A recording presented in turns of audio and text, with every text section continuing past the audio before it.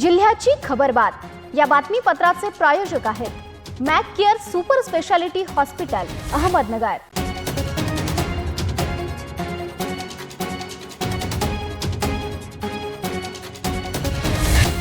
प्रेक्षको नमस्कार, मी दिशा न्यूज 24 सह्याद्रीमध्ये तुमचं स्वागत। पाहूया अहिल्यानगर जिल्ह्यातील महत्त्वपूर्ण बातम्यांचा आढावा जिल्ह्याची खबरबातमध्ये।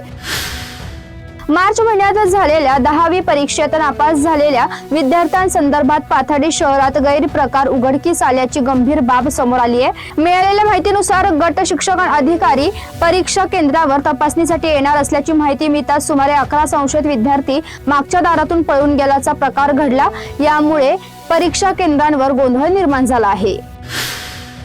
राहुरी तालुक्यातील सेनगाव सात्रळ शिवारात एकूण 238 गोण्या शासकीय रेशनिंगचा गहू तांदूळ काळ्या बाजारात विक्रीसाठी साठवून ठेवणाऱ्या एका तरुणाविरुद्ध स्थानिक गुन्हे शाखेने मोठी कारवाई केली।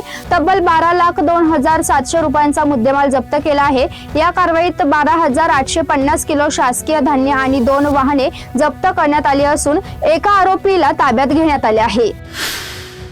विवाहासाठी मुलगी शोधत असलेल्या एका तरुणाची लग्न जुळवून देण्याच्या बहाण्याने फसवणूक करून त्याच्याकडून पैसे उकळण्याचा तसेच खंडणीची मागणी केल्याचा धक्कादायक प्रकार राहता तालुक्यात उघडकीस आला आहे। या प्रकरणी राहता पोलिसांनी तातडीने कारवाई करत 3 महिलांना अटक केली असून नागरिकांनी विवाह जुळविताना सावधगिरी बाळगावी असे आवाहन पोलीस प्रशासनाने केले आहे।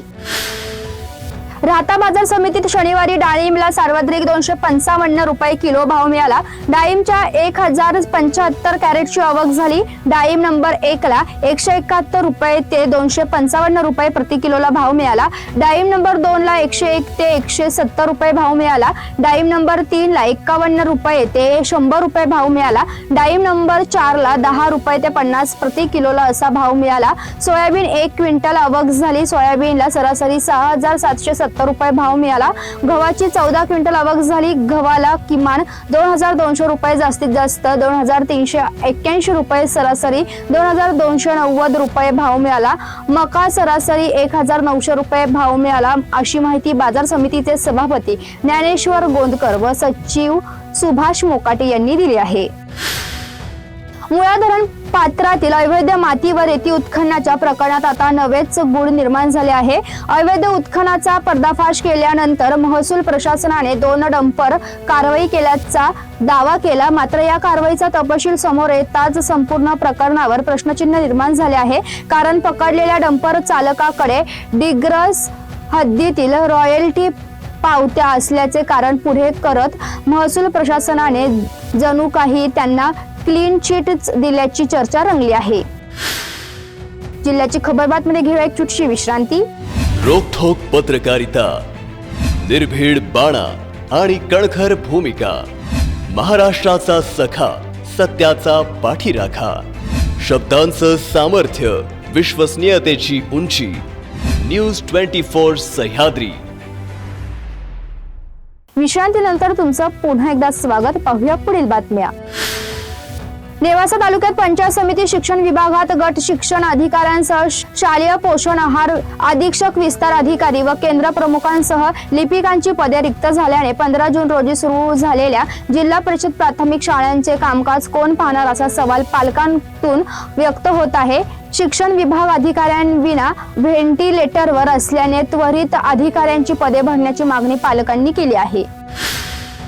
जिल्ह्यातील 1 जानेवारी 2024 ते डिसेंबर 2026 या कालावधीत मुदत संपलेल्या 843 ग्रामपंचायतीची प्रभागनिहाय प्रारूप आरक्षण सोडत शुक्रवारी प्रसिद्ध करण्यात आली आहे। यावर नागरिकांकडून 25 जून 2026 पर्यंत हरकती व सूचना मागवण्यात आल्या आहेत। उपलब्ध हरकतींवर सुनावणी घेऊन अंतिम प्रभागनिहाय आरक्षण 10 जुलैला प्रसिद्ध होणार आहे। कोपरगाव तालुक्यातील मोरवीस उपबाजार समितीत शेतमालाचे लिलाव सुरू न झाल्याच्या निषेधार्थ शेतकऱ्यांनी आज प्रतिकात्मक बाजार भरवून अनोखे आंदोलन केले। मोरवीससह परिसरातील अनेक गावांतील शेतकरी यात सहभागी झाले। शेतकऱ्यांनी सत्यनारायण पूजा करून कांद्याचे प्रतिकात्मक लिलाव घेतले व टोकनांचे वाटप केले। सत्ताधारी कोल्हे गट आणि सभापती साहेबराव रोहम यांच्या निष्क्रियतेचा निषेध करत उपबाजार समिती सुरू करण्याची मागणी करण्यात आली। 1.25 वर्षापूर्वी जागा भाडेतत्वावर घेतली असतानाही लिलाव सुरू नसल्याने शेतकऱ्यांना 20 किलोमीटर दूर कोपरगाव बाजार समितीत जावे लागत असल्याची खंत व्यक्त करण्यात आली। तसेच आमदार आशुतोष काळे यांनी वैयक्तिक लक्ष घालून मोरवीस उपबाजार समितीचा प्रश्न तातडीने मार्गी लावावा अशी मागणी शेतकऱ्यांनी केली आहे। मोरवीस शहरामध्ये कोपरगाव कृषी उत्पन्न बाजार समितीच्या उपबाजार समितीचं भूमिपूजन झालं। भूमिपूजन खूप मोठं थाटामाटात झालं, परंतु अद्याप त्या कृषी उत्पन्न बाजार समितीमध्ये कामाचा पत्ता नाही। यावरून आपली शेतकरी विरोधी मानसिकता दिसून येते। पुणतांबा परिसरामध्ये ज्यावेळी शेतकरी आंदोलन झालं त्यावेळेस तुम्ही त्या शेतकऱ्यांच्या कामामध्ये खोडा घातला आणि त्याचीच प्रचिती आज आम्हाला या ठिकाणी येते आहे। त्यामुळे आपण शेतकरी विरोधात आहात हे दिसून येते। आज धामोरी फाटा येथे आशुतोष दादा काळे यांच्या नेतृत्वाखाली आज सगळा मोर्चा घेऊन आम्ही आज धामोरी फाट्यावर आलेलो आहे। आज वर्ष 1.25 वर्ष झालेलं आहे। या जागेला भाडं चालू आहे, कमीत कमी 3-3.5 लाख रुपये भाडं चालू आहे दर महिन्याला।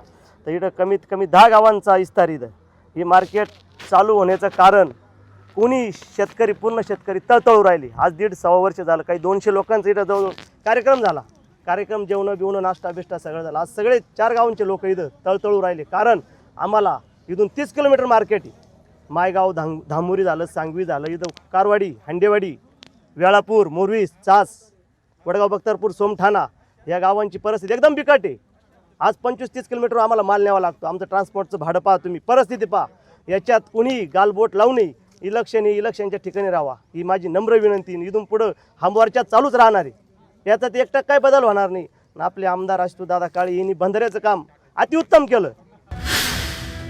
शेवगाव पोलीस ठाण्याचे नवनियुक्त पोलीस निरीक्षक मोहन बोरसे यांनी पदभार स्वीकारल्यानंतर अवघ्या 2 दिवसात संपूर्ण परिसराचा आढावा घेत कायदा व सुव्यवस्थेच्या दृष्टीने आवश्यक उपाययोजनांची दिशा स्पष्ट केली आहे। शेवगाव पोलीस ठाणे आता ॲक्शन मोडवर असून गुन्हेगारी प्रवृत्तीचा वेळीच बंदोबस्त केला जाईल असा स्पष्ट इशारा त्यांनी दिला। परिसरातील शैक्षणिक संस्था, सार्वजनिक ठिकाणे तसेच संवेदनशील भागांवर पोलिसांची विशेष नजर राहणार आहे। मुलींची छेडछाड करणे, विनाकारण परिसरात फिरून वातावरण खराब करणारे टार्गेट यांना कोणतीही सवलत दिली जाणार नाही। प्रतिबंधात्मक कारवाईला प्राधान्य देत अशा प्रवृत्तींवर कठोर कारवाई केली जाईल असे पोलीस बोरसे यांनी सांगितले। तसेच महिला अत्याचारांसह गंभीर गुन्ह्यांचा तपास जलद गतीने पूर्ण करून पीडितांना न्याय मिळवून देण्याची ग्वाही त्यांनी दिली। नागरिकांनीही कायदा व सुव्यवस्था राखण्यासाठी पोलिसांना सहकार्य करावे असे आवाहन पोलीस बोरसे यांनी केले आहे। बऱ्याच प्रमाणात गुन्हे घडत असतात, परंतु या सर्व गुन्ह्यांमध्ये महिला अत्याचाराचे गुन्हे तसे मुलीचे छेडछाड ते आम्ही अजिबात सहन करून घेणार नाहीत।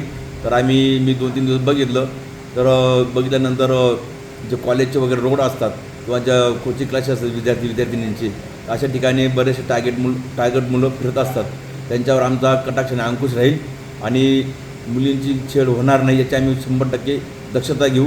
तसेच महिला अत्याचाराचे गुन्हे आहेत तर त्यांचा आम्ही वेगवान तपास करून सर्वांना जवळपास न्याय देण्याचा प्रयत्न करू। आणि जे टुकार मुलं आहेत किंवा जे काही कामधंदा करत नसून फक्त काही टवाळक्या करतात किंवा शालेय मुलांना त्रास देतात, त्यांची छेड काढतात, अशा मुलांना आम्ही कदापि माफ करणार नाही। त्यांच्यावर आम्ही 100% कायदेशीर कारवाई करू। शेवगाव तालुक्यातील बालम टाकळी येथे स्वच्छ भारत मिशन अंतर्गत सुरू असलेल्या घन कचरा व्यवस्थापन प्रकल्पाच्या कामावर ग्रामस्थांनी गंभीर आक्षेप घेतला आहे। सदर काम निकृष्ट दर्जाचे होत असून ते मातंग समाजाच्या स्मशानभूमी लगत असलेल्या ओढ्याच्या परिसरात सुरू असल्याने भविष्यात स्मशानभूमी तसेच परिसरातील पायाभूत सुविधांना धोका निर्माण होऊ शकतो असा आरोप माजी ग्रामपंचायत सदस्य संतोष घोरपडे यांनी केला आहे। या संदर्भात घोरपडे यांनी जिल्हा परिषद मुख्य कार्यकारी अधिकारी यांना 10 जून रोजी निवेदन सादर करून प्रकल्पाचे काम तत्काळ थांबवून ते अन्यत्र स्थलांतरित करण्याची मागणी केली होती. मात्र या निवेदनाची दखल न घेता प्रशासनाने दुर्लक्ष केल्याचा आरोप त्यांनी केला आहे. ग्रामस्थांच्या म्हणण्यानुसार पावसाळ्यात संबंधित ओढ्याला मोठ्या प्रमाणात पाणी येते. अशा परिस्थितीत घन कचरा व्यवस्थापन प्रकल्पामुळे ओढ्याच्या नैसर्गिक प्रवाहात अडथळा निर्माण होण्याची शक्यता असून पाणी रस्त्यावर येऊन शेतकऱ्यांसह नागरिकांना त्रास सहन करावा लागत तसेच ओढ्यालगत असलेल्या पूल आणि मातंग समाजाची स्मशानभूमी धोक्यात येण्याची भीती व्यक्त करण्यात आली आहे. ग्रामस्थांनी संबंधित कामाची गुणवत्ता तपासून प्रतवारी काढावी तसेच कामात त्रुटी आढळल्यास संबंधित ठेकेदारावर कठोर कारवाई करावी अशी मागणी केली आहे. याबाबत प्रशासनाने तातडीने निर्णय न घेतल्यास कोणतीही पूर्ण सूचना न देता उपोषणाचा मार्ग अवलंबला जाईल असा इशाराही संतोष घोरपडे व निवेदनावर स्वाक्षरी करणाऱ्या ग्रामस्थांनी दिला आहे. यावेळी बंडू शिंदे, गणेश भोंगळे, अशोक भागुंबरे यांच्यासह अनेक ग्रामस्थ उपस्थित होते. आज बालमटाकळी या ठिकाणी हरजन वस्ती व मातंग वस्ती या दोन्हीच्या वस्तीच्या मध्ये जो वडा आहे त्या ठिकाणी आज ग्रामपंचायतमार्फत STP प्लॅनचे काम चालू आहे. आम्ही ग्रामपंचायतला वारंवार विनंती करून तुम्ही STP प्लॅन करा, परंतु जागेची योग्य निवड करा. कारण या ठिकाणी वडा असून हा वडा नुसतं बालमटाकळीपुरतं मर्यादित नसून तर ह्या वड्यासाठी बाटगावून जळगावून या ठिकाणून पाणी येत आहे. आज जरी पाऊस नसला, भविष्यात पाऊस जर झाला तर ह्या पुराचं पाणी या मातंग वस्ती असेल, हरजन वस्ती असेल ह्या लोकांच्या घरामध्ये जाण्याची शक्यता आहे. आणि याच्यामुळे लोकांना गाव वस्तीला धोका आहे. तर माझी प्रशासनाला एवढीच विनंती आहे की हे काम थांबवून याचं कामाला विरोध नाही, काम दुसरीकडे करण्यात यावे. परंतु आणि या कामामुळे मातंग समाजाच्या स्मशानभूमीला सुद्धा धोका आहे. कारण हे पाणी बंद झाल्यानंतर हे पाणी डायरेक्ट स्मशानभूमीमध्ये जाईल आणि त्या पाण्याच्या प्रवाहामध्ये स्मशानभूमी वाहून जाण्याची शक्यता आहे. तर माझी ग्रामपंचायतला आणि प्रशासनाला एवढंच विनंती आहे की हे काम तात्काळ थांबवून इतरत्र स्थलांतरित करण्यात यावे अशी मी विनंती करतो.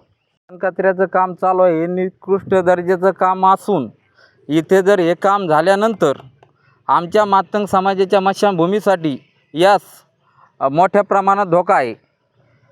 तरीही आज पाऊस कमी आहे तरी माझ्याकडे पण व्हिडिओ आहेत. BDO साहेबांना, शिव साहेबांना विनंती आहे माझी की हे काम थांबण्यात यावे व हे काम कुठंतरी स्थलांतर करण्यात यावे. कारण आमच्या मातंग समाजाला बी याच्यापासून स्मशानभूमीला पुलाला भरपूर धोका आहे. मी काल पालकमंत्र्याची मीटिंग होती नगरमध्ये. माझे सहकारी डॉक्टर शिंदे सेनेचे मित्र, प्रदेशाध्यक्ष डॉक्टर सेनेचे, तर त्यांच्या सहकार्यानुसार मी पालकमंत्र्याला पण अर्ज दिलेला आहे.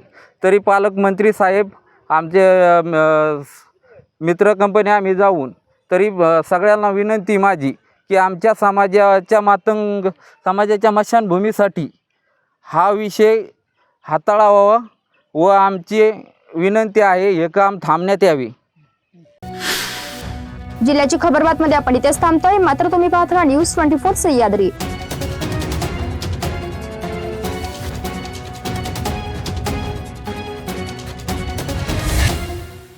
जिल्ह्याची खबरबात या बातमीपत्राचे प्रायोजक होते Mac Care super speciality hospital, Ahmednagar.